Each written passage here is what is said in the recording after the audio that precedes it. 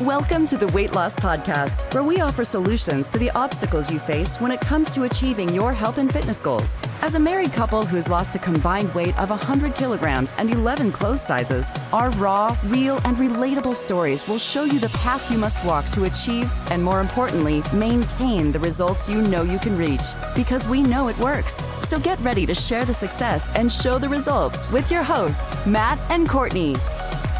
Hello, welcome to the Weight Loss Podcast. That's Courtney. I'm Matt. Yes. We're here to discuss, well, let me put it this way. Tell me if this sounds familiar. You have a meal out with friends planned. Mm. They're going to a restaurant that has a lot of yummy food, and you've got no idea what you're going to have. And you are absolutely terrified of picking the wrong choice because you don't know, is that healthy for me? Can I have that? Am I allowed to have that? Will my trainer yell at me? Will this set me back? And so maybe you do go, and maybe you order a meal that you don't really want, but you think you need to have because it's a healthy choice. Yes. And everyone else is having all this yummy stuff Yes. that you really would love to have. And you're over there having your chicken and rice or your salmon, and you hate life. Or worse, you are so scared of going out with your friends to have that treat meal or that night out together that you think of a reason not to go and avoid it altogether. Sound familiar? That sucks. That approach is awful. So we're here to discuss the concept of having or enjoying. I'm not a fan of the phrase cheat meals. No. But we're going to use the phrase cheat meals because it does not require explaining. How to enjoy cheat meals guilt-free. So a topic I'm pretty big on. Yes.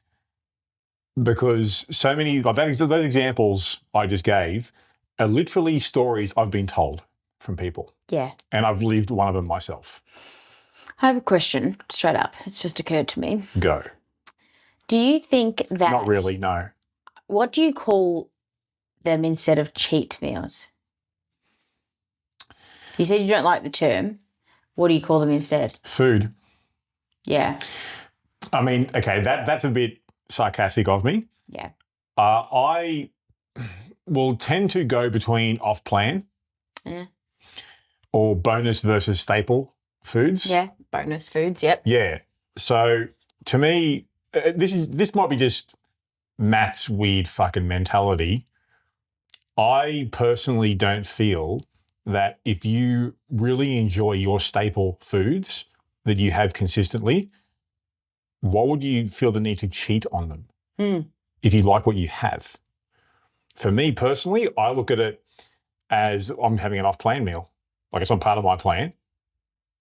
I'm not cheating on my plan because I like what I have. I've developed a plan that has me eating foods that I love to eat and works for me, which is a great place to be at.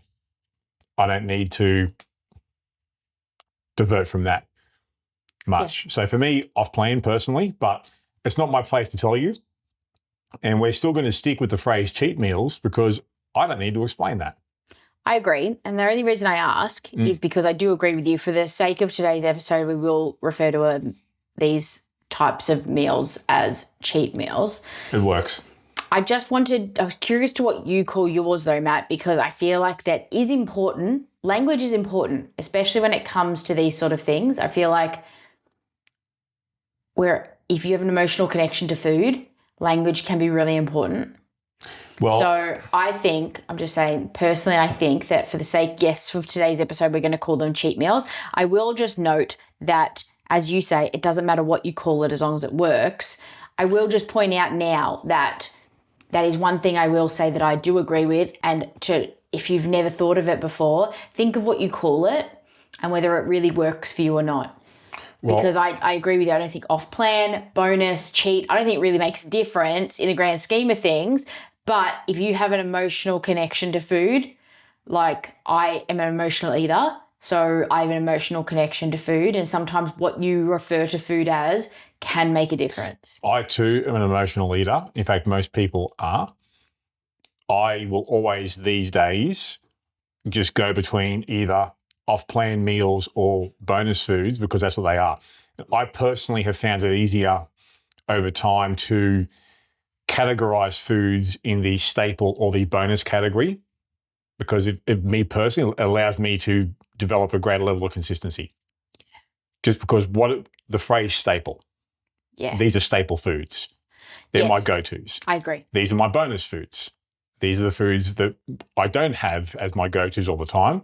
But when I'm out with friends or I'm out with you or we're out with family, these foods work in this category. I agree. I'm just thinking of like, I personally have always tried to refrain from using the term cheat meals. Treat, not cheat. Treat. Why? Tell me why. This is good. I like this. And I try to avoid using the word treat where possible because I feel like for me, it gives a negative connotation to my other food. Like it's not good food. That's also why I tend to go away from the phrase cheat meals. Yeah, cheat, treat. Is my food that shit I've got to cheat on it? Yeah, so I psychologically don't want to put that in my brain that my other food is subpar and I'm only eating it because I have to, kind of thing. That's a great point because then it makes it sound like, well, this is my treat food over here. Yes. This is my chore. This is I have to eat this food. I should still have that. Yes. Yeah. So I don't ever want to feel like I have to eat certain foods. Okay. That wasn't the purpose, obviously, between for us changing our lives and our eating habits. It is a life's change, right? So I quite like my food. I, in fact, love the food that I eat. So I've always tried to refrain in my mind. Yes, every so often I will still use the word treat or cheat, but I try to refrain from thinking that those foods as that, and I'm similar to you. I will more think of them as off plan or just a night out or just a dinner out. Like I don't even think of it. So I try to just think of it as that, or like a date night or a girls' night out or something like that. I'll just think of it as that more so than try to put a label on it because I don't want me to think poorly of my other food. But again, not everyone's going to think like that, but that's just what I mean by... That's also why... Think about what you calling food because sometimes it can, because we're emotionally invested in food, it can sometimes have an ongoing negative context for your other food. That's why I probably would go with, me personally, go with off-plan the most frequently. Yeah. Because it's just not part of my plan right now. Yeah. But if I'm going to have a night out, I'm still going to have some. Yeah. It works for me. I feel like I'm derailing the start of this. Well, I disagree. Hot start. I just wanted to make mention of the terminology that we use. Because sometimes it can seem simple and not important, but it can make a difference. Well, that's also why, like, just the title of this episode is, and will be once we upload it, How to Enjoy Cheat Meals Guilt-Free. It's the same reason, like, the mentality there, like you've opened this box now, and we're going to just let it all come out. It's the same reason why this is called the Weight Loss Podcast. When with our work with people, we actually don't focus on weight loss. It's more about body recomposition, mindset improvements, developing habits, developing skills and knowledge and confidence. But Lifestyle change. But if I called this the Lifestyle Change Podcast, no one would give a rat's ass. No. Also, what does that even mean? It would also, to be fair, right, if you're going onto Google, or Spotify, or Apple, or now YouTube, no one is going to type how to lifestyle change quickly. No. But they are going to type how to lose weight quickly or weight loss podcasts. Yes. But so the mentality that we have with the name of the podcast is the same as the name of this episode. It just doesn't require explaining, but once we go a bit further in depth, like, I don't call them cheat meals. No. They're not to me. No.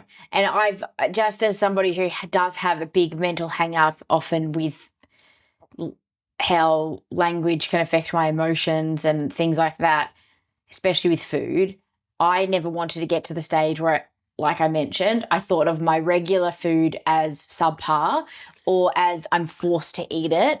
I also don't want to get into the situation where I think that I'm cheating by having out having other foods because I don't want to convince myself that I'm doing something wrong. Yep. Which I did often. Like I would have that guilt. Really? When I first started. Can you elaborate? Yeah, I would have the guilt if like I was going out with friends or something like that.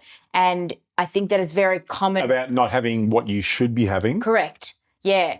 And I think that How did it affect you?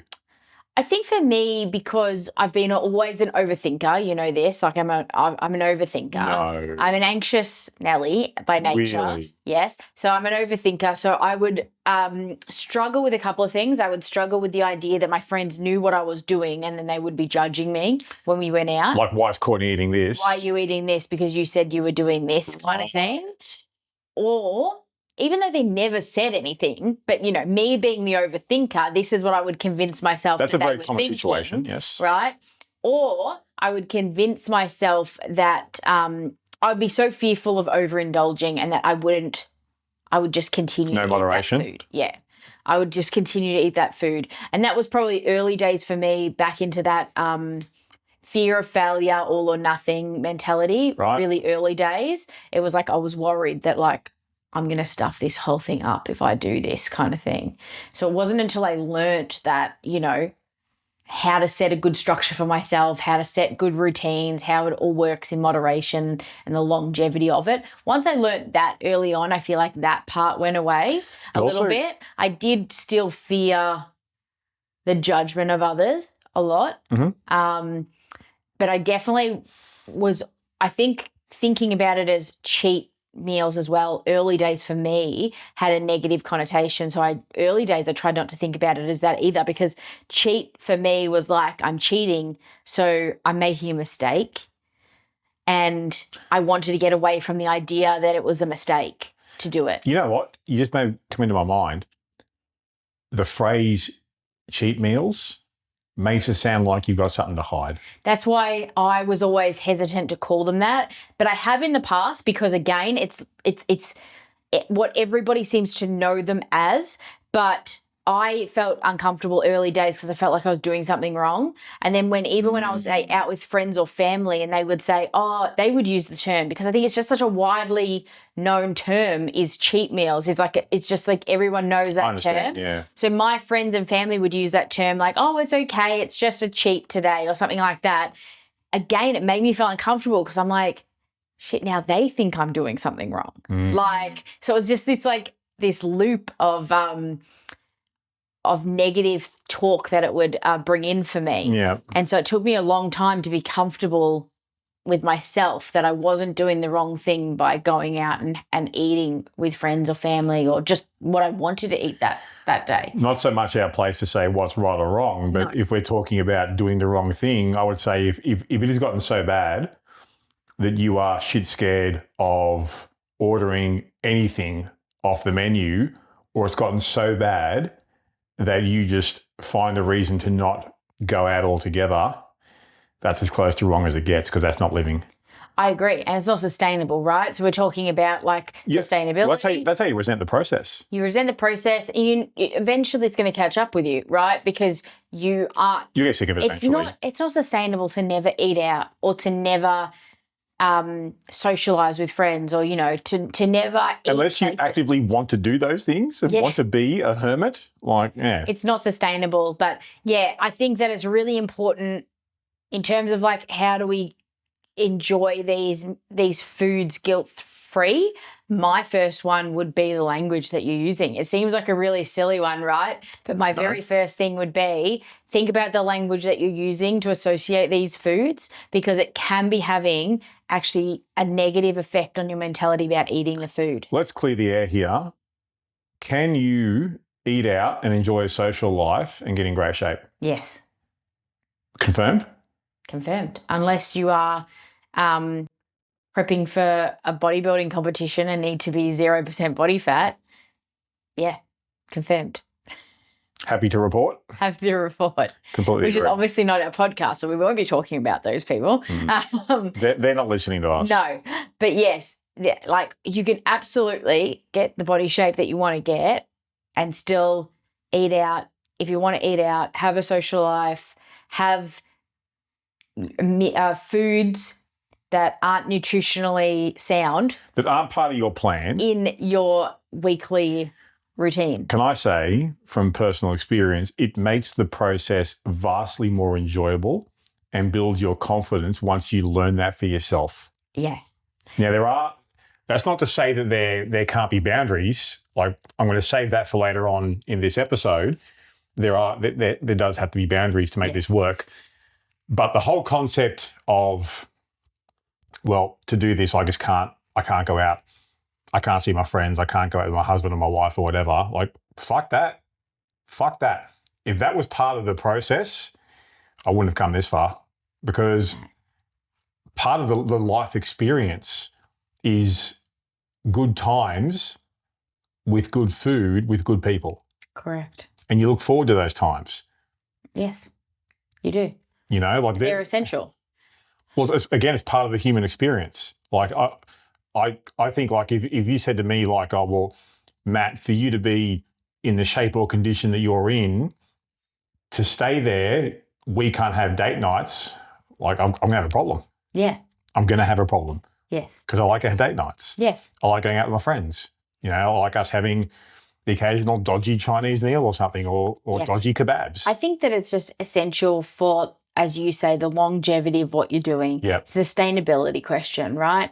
So if you want to sustain any sort of healthy lifestyle change, including nutritional and fitness wise, then there has to be a balance and it has to work in with your life. So, you know, we've often heard as well in the past, like we say, like, let's get the most amount of results changing the least amount possible. 100%. So, like, it has to be sustainable. Any other examples you want to give about this before I jump into mine? Examples about what? Language, or about this in general? Your call. I think just for me, if you're thinking of personal examples, that they would be the main ones for me. So it was just early days for me, getting around the mentality of that. So you never avoided situations? You would go, but they would be like, there'd be like a mental wrestling event happening in your brain? Yes. Right. Yes, definitely. Definitely. And because I'm an emotional binge eater as well, it was always just that fear that I wouldn't stop. Or it was the fear of judgment, or it was the fear that I was doing something wrong kind of thing. Yep. So they were always, in the early days for me, something I had to get my head around, definitely. And that's where changing the language of it really helped me. But yeah, it was definitely still a process to have to get my head around the fact that it was essential. You know what I think it was? It was the learning that these were actually essential for the longevity of my total routine and lifestyle change. As in those foods, those meals, those time outs? Yeah. Or those times out? Yeah. And actually, like, it was essential for me to get my head around being okay with them. Really? Yeah, because any sort of diet that I had tried before that, it was all to do with restriction. Right. It was always restriction.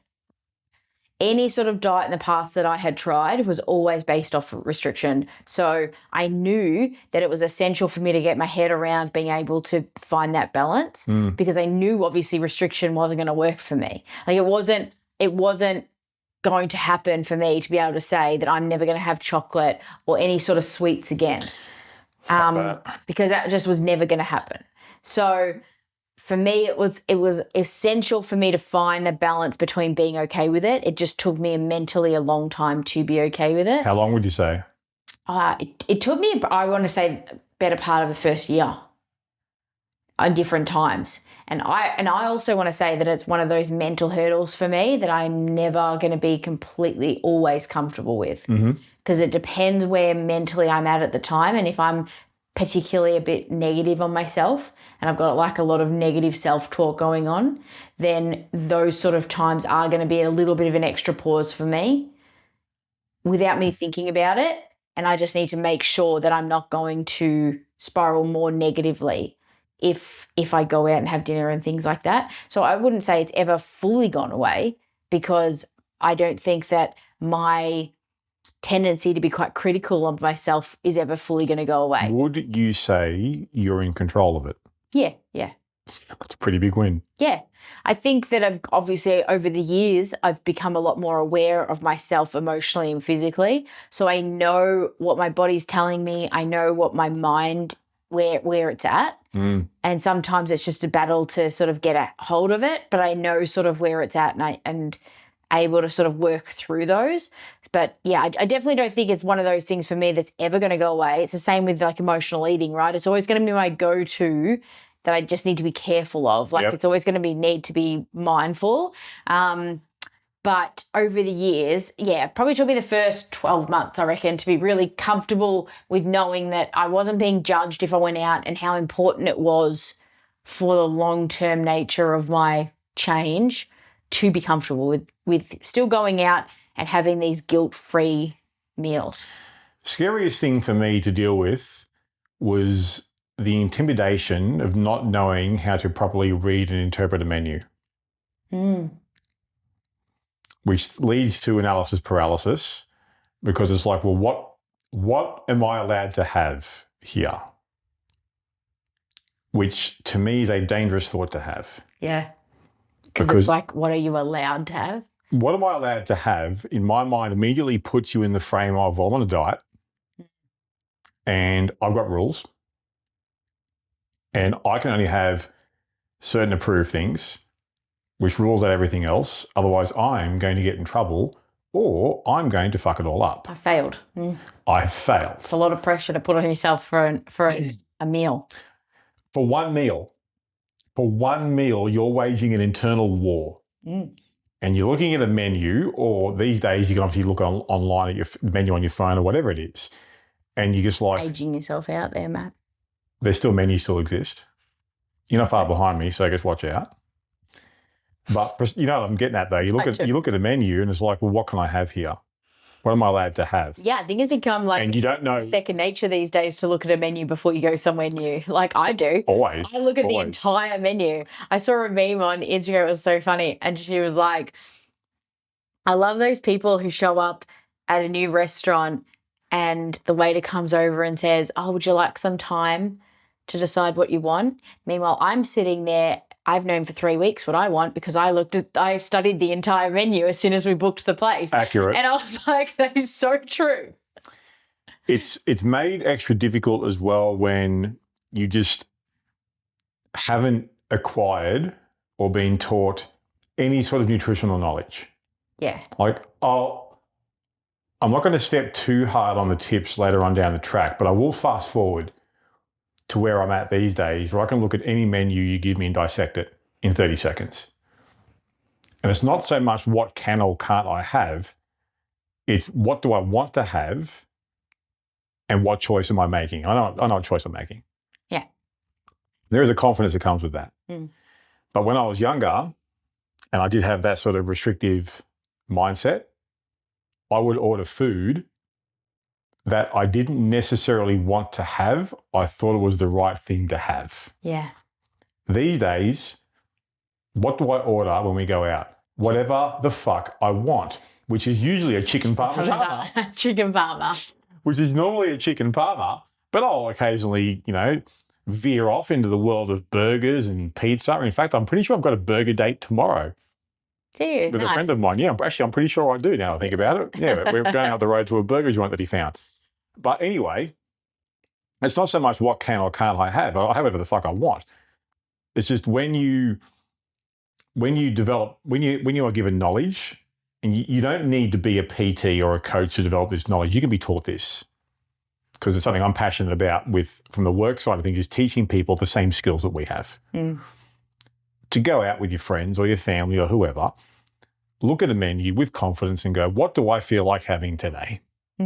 I feel like having this. Is it an off-plan meal? Yep. Do I care? Nah. Am I going to enjoy it? Fuck yes, I am. But when I was younger, it was crippling. Because for me, I used to dread the time leading up to going out, the days leading up, all over one fucking meal. What am I going to have? What's it going to do to me? What are people going to think?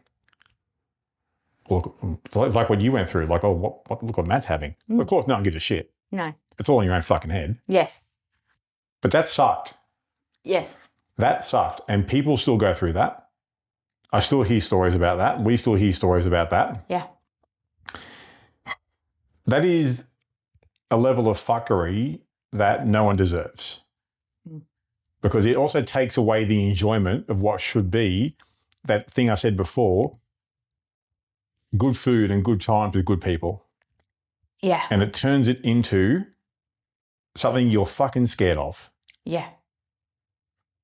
And some people go so far, like I haven't done this myself, but some will go so far, they'll just think of a reason not to go in the first place. And you just got regret. Yeah. Fuck no. So that's the biggest example I can give is just the fear of looking at a menu. What can I have? What can't I have? What's this going to do to me? What am I ordering here? What's this? What's that? Yeah. Very, very glad to say those days are behind me. Yes. So we can agree that there is a way forward. There is indeed a way to enjoy cheat meals guilt-free. Let's talk about that. So we're going to talk about how we do it ourselves, which is also our way of going into the tip section here. Mm-hmm. Courtney. Yes. How do you enjoy cheat meals guilt-free? Well, first one is that I don't call them cheat meals. So as we've discussed, that would be my number one. I think I've done a lot of work, as you pointed out earlier, on routine, right, and structure. So I have a structure and routine when it comes to my nutrition now. I don't really have to think that much about how many times a day I eat or, things like that, because you sort of get to the point where it just becomes almost like second nature. It's a habit kind of thing. And I think for me, it's just awareness. My biggest one for me when it comes to any sort of guilt-free meal is awareness of what I've done that week. Like, how much have I done? You know what I mean? So it's like, if I have a date with you planned and it's pre-booked, I know it's in for that week, right? Then if spontaneously my parents come into town and they say, let's have breakfast, so I wasn't planning to eat out again that week, but it's spontaneous. I'm not going to say no. And I'm also not going to go there and not eat. But then it's up to me, just for that awareness, as you've pointed out earlier, to say like, okay, what do I want to eat here? So I can still then choose stuff on the menu that is still actually going to fit my plan.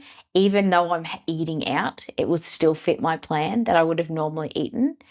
Or I can just choose to go off plan, and that's fine too. But it's awareness of how often I'm doing it. So as I mentioned earlier, I am a big time emotional eater, and I'm like quite a big binge eater if I let myself go. So for me, it's always been about balance and awareness of just how often I'm doing it, and balancing that with what else I'm doing that week, if that makes sense. It does. So if I find myself eating out multiple times in the same week where I hadn't maybe planned to do that, or whatever the case might be, and around like birthdays and holidays and Christmases and things like that, this comes up more, right? Because you tend to be maybe on holidays or away, or things happen. Those events start to stack. Yeah. They start to stack up. So I'm not going to not go places or eat.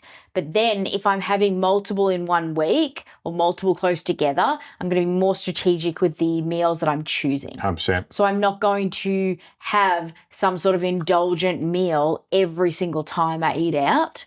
I'm going to mix things up. So one time I might look at the menu and have like steak and veggies with a side of like sweet potato fries or something like that.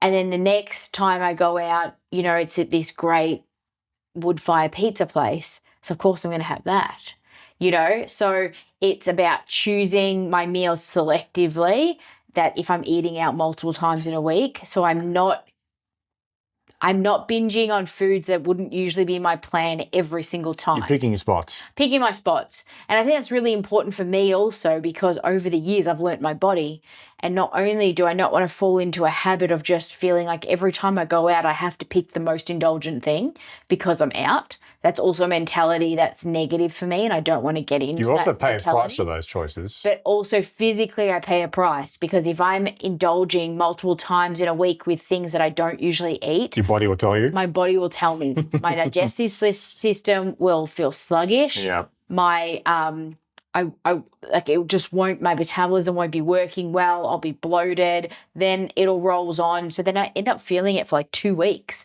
So it's just not worth it to me, because then it now become less enjoyable. It's almost like I've regretted what I've done rather than have enjoyed it. Yeah. So it's for me now. It's just about balance and about how many times I'm eating out, and then I weigh that up with which foods I would then select, if that makes sense. Mm-hmm. That's how I do it, guilt-free. Mm-hmm. Does that answer the question? Does that answer the question? Sounds good to me. Okay. I mean, it's your truth. Thanks. What about you? How do you enjoy food guilt-free?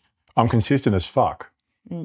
So if the way I approach it these days is that I understand that consistency matters and it adds up and it stacks up on top of itself. If I'm consistent and on my plan, like 95% of the time, what's the 5% going to do? Fucking nothing is what it's going to do. It's not going to touch the sides. Now, that's not to say that within that 5%, I consume litres of alcohol and just buckets of ice cream and like bulk blocks of chocolate. No. I pick my spots too. But I pick my spots knowing, like, for example, that tomorrow burger date with my friend, right? Without even forcing myself, just because I'm so consistent and I like the food I have as my staple foods, I'm coming up on now 2 weeks since I haven't had a meal that's made here at home. Yeah. So what's a fucking burger and chips going to do to me tomorrow? Yeah. Because then literally the next meal, I'm back on track. I don't let one meal become a day, that becomes a weekend, that becomes a week, that becomes a month. I isolate it for what it is. It's one meal with friend or friends or family or wife or whoever, and I enjoy the shit out of it. Then I'm back on plan. Yeah, I tend to find those sort of meals are, I think for both of us, quite a social thing. Like we wouldn't necessarily go out and buy food out for one. I never do that. Just home by ourselves. Never. Like for us, those sort of meals really are like a social, they're connected to something social. So whether it's a date night just with the two of us, whether it's a friend's date or a family gathering. It really is, it's linked to something social. It's never for us just if I was home by myself, Matt, you're out with your friends or whatever on a Saturday night, You're not Uber eating it. I would never think to just buy food out. I'm the same. Like if you're out, you might be on a road trip to visit your parents, and I'm home with the dogs for the weekend. I have nothing off my plan because there's no one to have it with. I personally do associate the off-plan meal with an experience with someone else. But the number one thing for me is the consistency. Yeah. But going another sort of level below that is when I know it's coming, I do plan ahead.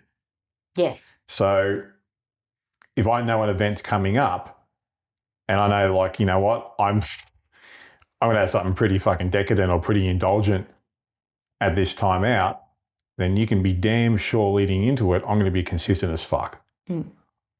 Because then when I do get to that meal, it tastes so fucking good.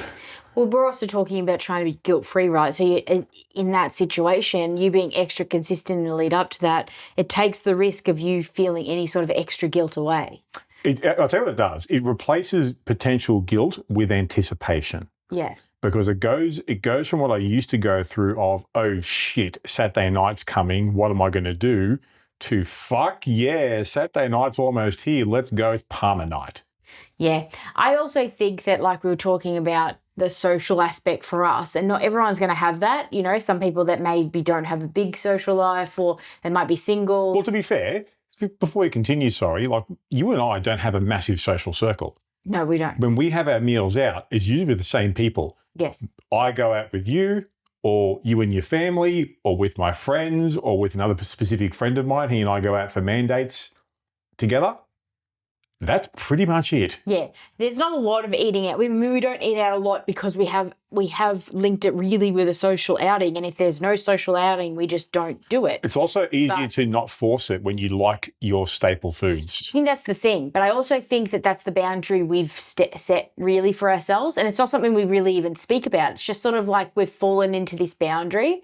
And that's a tip worth giving, though. I feel like that's a tip, is to set a boundary for yourself. 100%. So if you are a very social person, so your social calendar is filled, and so you're going out a lot. Nothing wrong with that. That's fine. But you got to set boundaries for yourself, right? If you're in that situation where you have a pretty full social calendar, cool. You've just got to be really careful on picking your spots. Yeah, picking your spots. And as I mentioned, like every time you go out, it doesn't mean that you have to overindulge in something really decadent and off plan. You could still have something very close to your plan that's just prepared by somebody else. The requirement of consistency is always going to be there, no matter how full your social calendar is or isn't.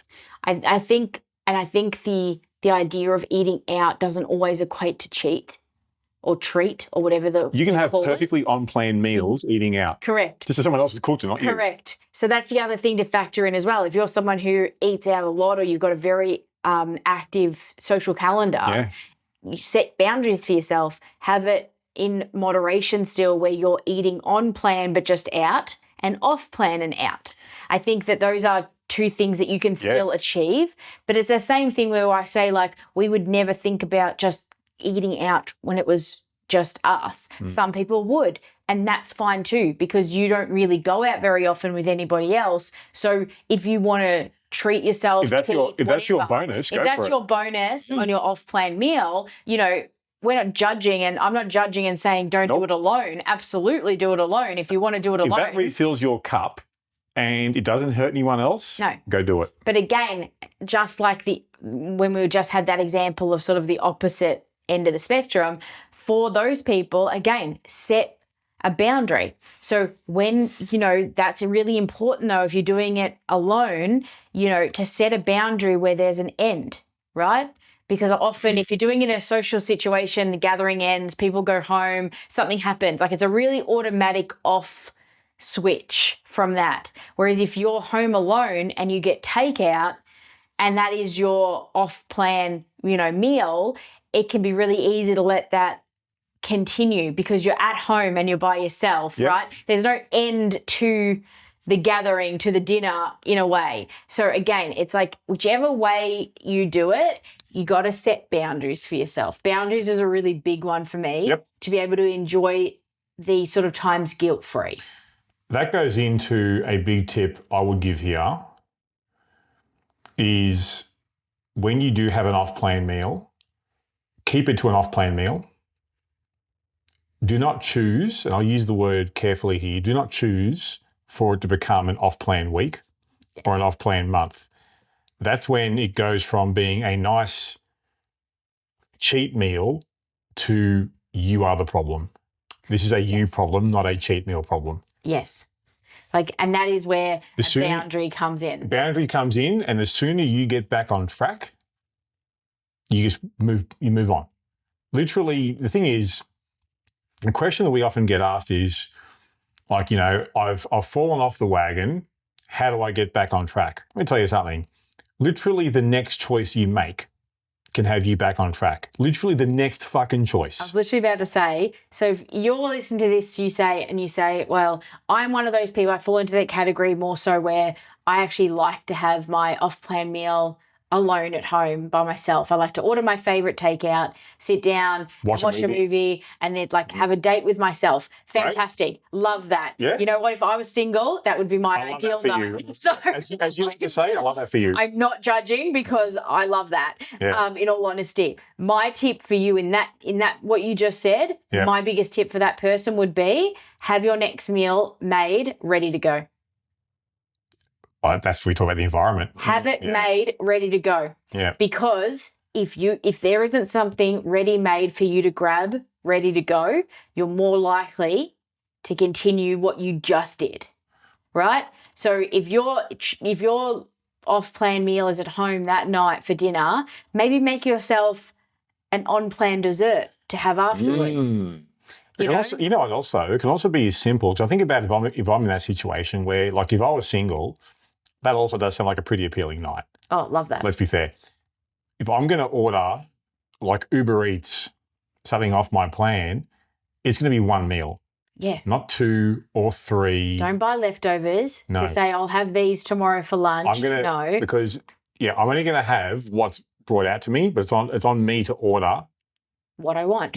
Yeah. And then, again, within the next choice, I'm back on track. It's also on you to have something in your house pre-made, ready to go for you to get straight back on plan. Yeah. Because if you don't, then you're more at risk of just ordering takeout again. Well, if you're not in control of your environment, like, how can you expect to succeed or make consistently good choices? And it's the same thing if you go to the other end of the spectrum that I mentioned earlier, someone who's got a very active social calendar and potentially eats out multiple times a week. Again, make sure that you have good choices in your house ready to go, because it's the same thing. Like the very next morning, you want to hit your standard breakfast. You want to hit your standard snack, your standard lunch. You want to make sure you've got everything ready to hit the gym the next day. If the next day is your normal gym day, you want to make sure you've got everything that you need ready to go to get back on track to your normal, like, regular programming here straight away. Because in my experience, if you don't have that sort of preparation in the house already, it's so easy for those particular sort of off-plan meals to become your staple. And that's what we don't want to happen. I would give some advice to the socialites, because we have worked in the past and present with people who have very full social calendars, be it through just a big family or an extended social group, or some people can have an extended or a big social calendar because of work. Their work has them doing a lot of sort of meet and greets and things like that. I have one bit of advice for people that fall into all those categories. Remember who's in charge. Yeah. You're the boss. You'd never have to eat or drink anything that you don't want to. Yes. It's your body. You're in control of what goes into it. Like, end of fucking story. Now, look, I know that sounds easier said than done. The only way for you to build confidence in executing what I just said is to do it. It's to practice. It's to get over that initial awkwardness and discomfort of saying to people, no, thank you. Yeah. I'm actually not going to drink tonight, but thank you. But I'll come to the bar with you and I'm going to have blah.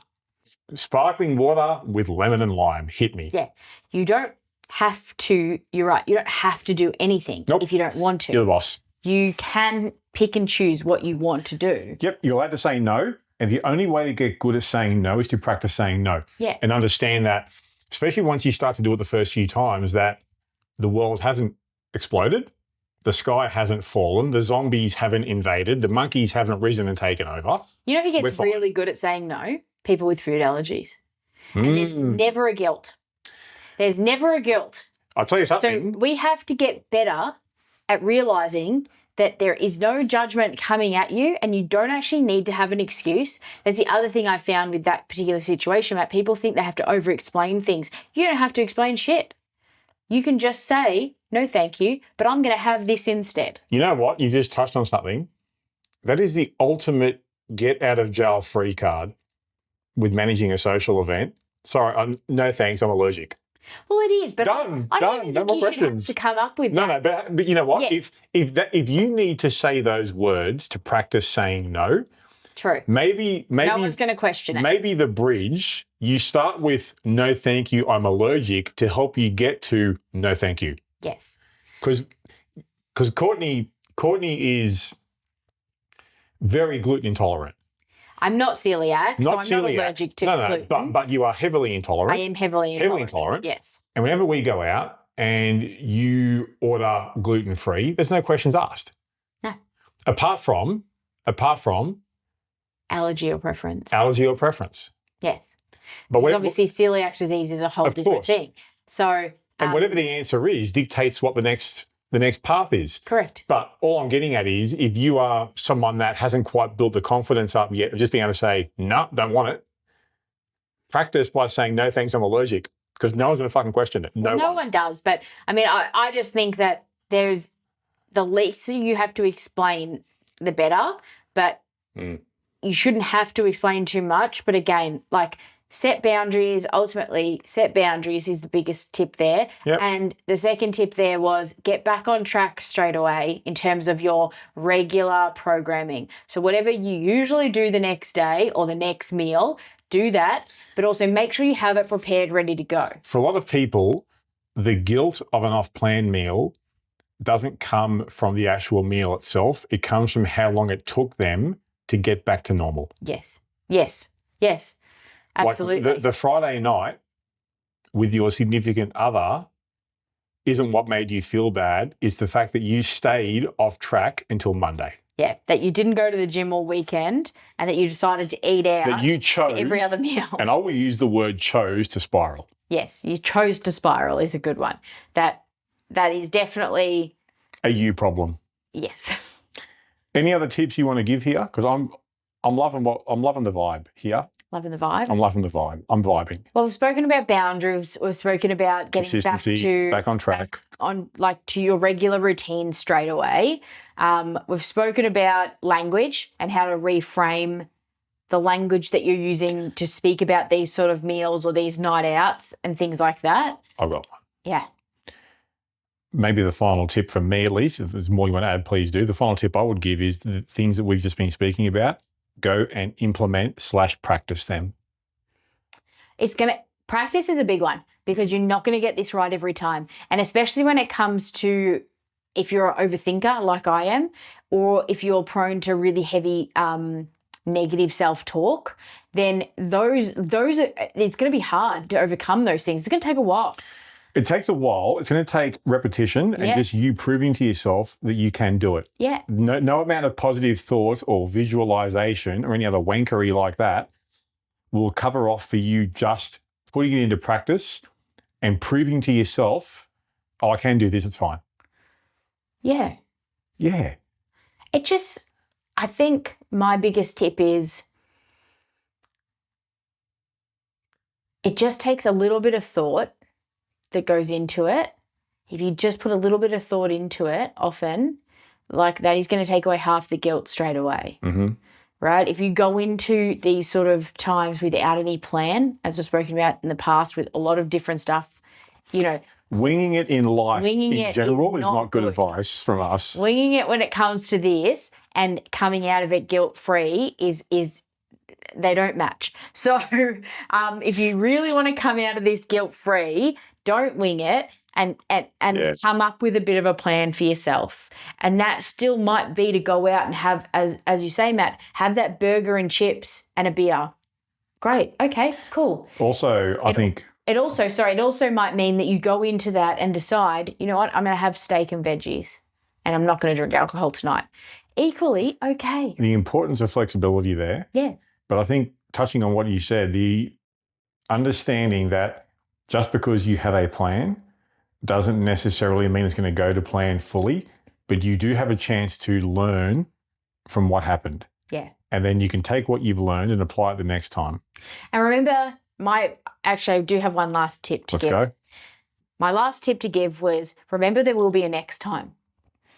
I'd like to think there will be a next time, yes. So don't make the mistake, and this is what also I don't like about the idea of calling it a cheat meal. Okay. Don't make the mistake of going into that thinking you have to eat every single fucking thing on the menu.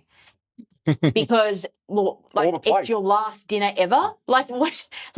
No, like don't overindulge. Don't eat beyond your capacity because it's something that you haven't had all week and you just want to get it in. Don't do that because there's always going to be another night out. There's always going to be another off plan meal. Don't think that this is your last meal ever and try to cram in the biggest portion size that you can have, and then you're full, and then you have dessert as well because you can't go out and not have dessert as well, even though you're full. Like, don't do that. Don't binge drink because you're never going to be able to have a drop of alcohol again. Like, don't overindulge either, thinking that this is the last of it. Is there merit in giving advice around if you feel the need to do that?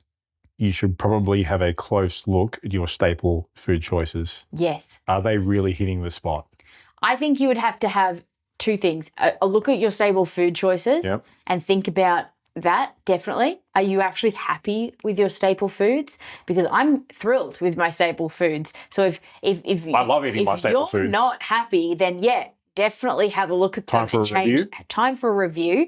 The other thing that I'd be looking at is have you talked yourself into that because you think the language you're using and the hype that you've made this dinner out to be is a bigger thing than it is? Because if you go into that dinner thinking that you're cheating, that you're already failing, then you're probably going to say, fuck it, I'm just going to eat everything I can. Do you know what I mean? Like if I'm already failing, fuck it, let me eat everything. Baby out with bathwater. So it's like, have a think about that as well. It could be that. It could be actually that your staple foods are great and you love them, but you're going into that dinner thinking that you've already failed, so you're just going to eat everything. You may as well fail super hard. I'm going to fail the most. There's a competition now and I'm winning on how much I can fail at this night. Right. So I'm going to have dinner and dessert and I'm going to get absolutely lit.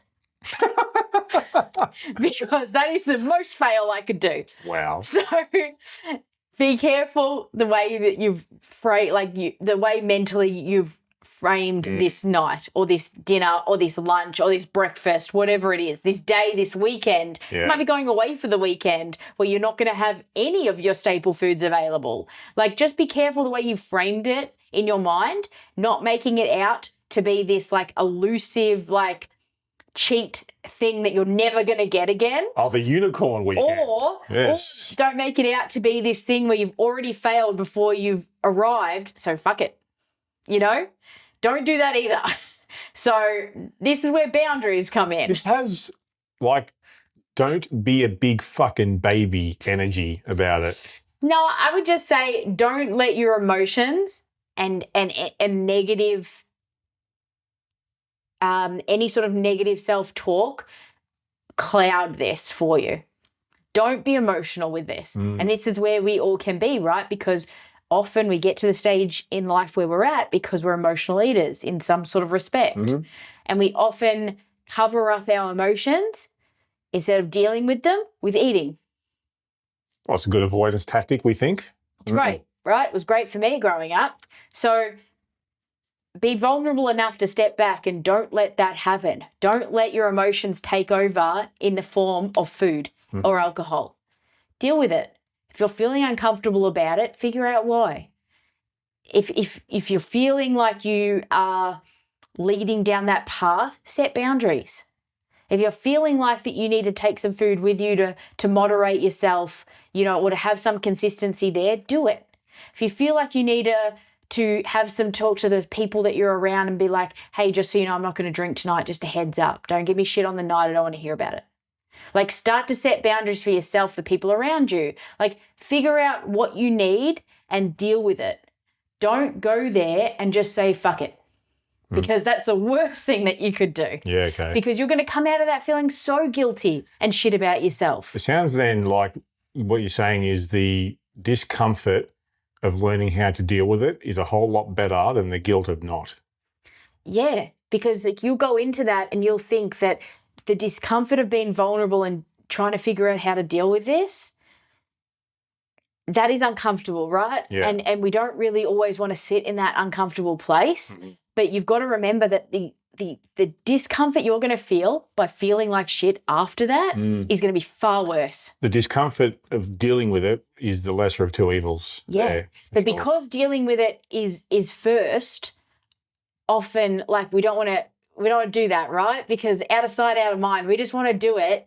And then we kind of probably know we're going to feel shit about it later, but we'll just push it off, you know? We'll just deal with that later. Yeah. But you can only do that so many times, right? Because remember, this isn't just a once-off. You're not going to go out once and never go out again. You're not going to go away for the weekend and never going to go out again. Like, Matt, we've travelled for 4 weeks at a time before. So we've been overseas for 4 weeks at a time.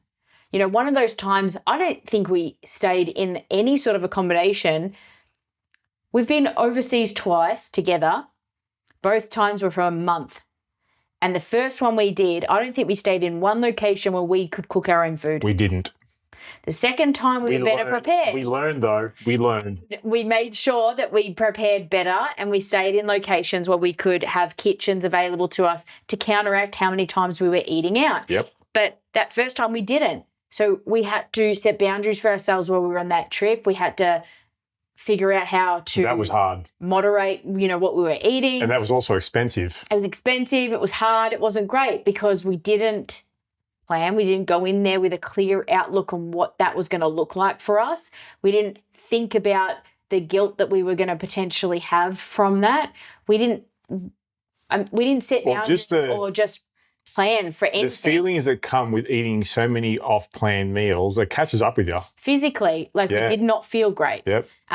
So I think that luckily it was also counterbalanced by how much walking and exercise we were doing. So 50,000 steps a day. You know what? We made it work and it was fine. And I think that made our bodies still function because we made sure that we did more exercise than we usually would do to counteract that food. And we made sure that our bodies were still functioning really well. And we came out of that fine and guilt-free, but it could have gone badly.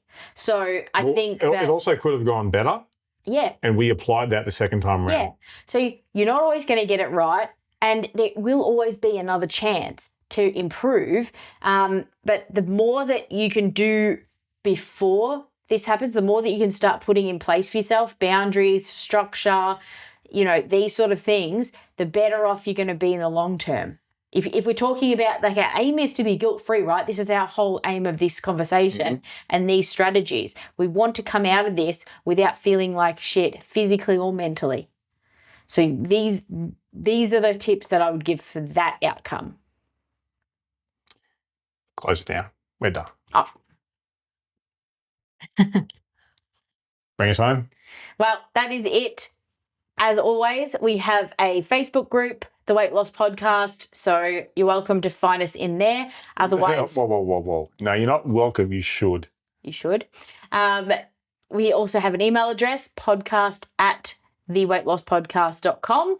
Where we accept feedback, abuse, questions, observations, suggestions. Absolutely. Well wishes. Questions. If you want to submit an early question for our Q&A episode, hit us up. That'd be our first video Q&A episode. Yeah, we've done a video one before. No, Maybe we should both be on this side of the desk so we could be like news reporters discussing the questions. What if we didn't do that? I think we should. We'll talk about that. We'll do that. All right. So that is it for us. Thank you for joining us. We'll see you next time. Bye for now. Are you ready to share your success? Head over to our website for full access to our show notes, resources based on today's topic, and links to our Facebook group so you can share your story with our hosts and many others out there who are looking to achieve and maintain their health and fitness goals. You can find all that and more exclusively at theweightlosspodcast.com.